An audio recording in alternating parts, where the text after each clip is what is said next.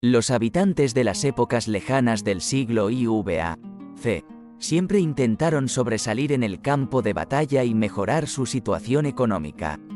Los nombres de la mayoría de estas personas quedaron en el olvido, pero hay quienes lograron permanecer en la historia y en los recuerdos de muchas personas, como, por ejemplo, Alejandro Magno.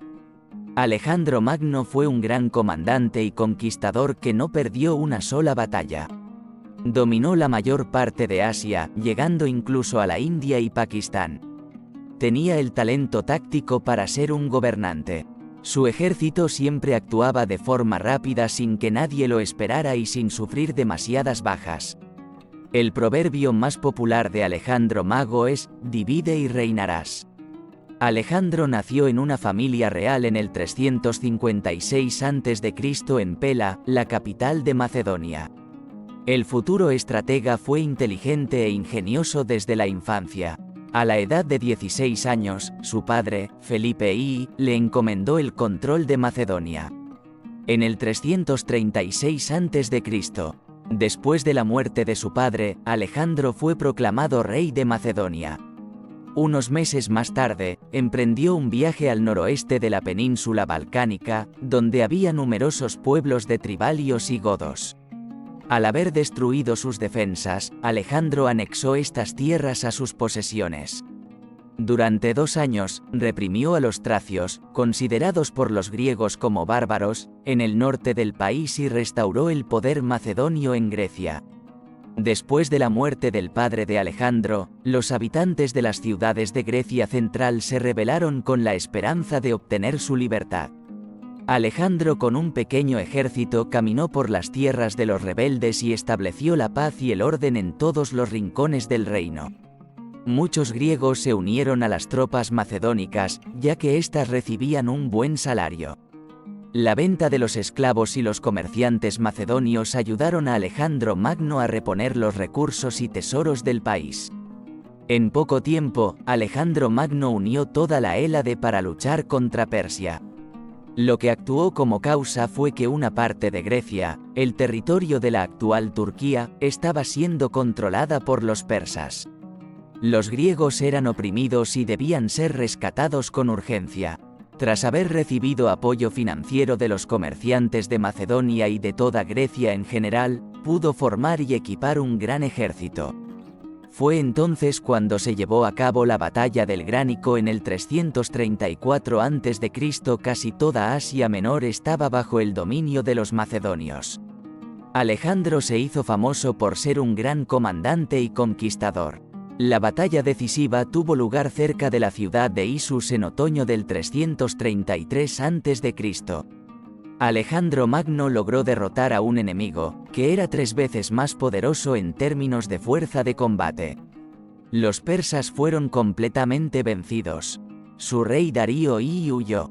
Tras esta gran victoria, Alejandro envió los trofeos obtenidos en la batalla a Atenas, mostrando a los ciudadanos lo beneficiosa que era la alianza entre los griegos y macedonios.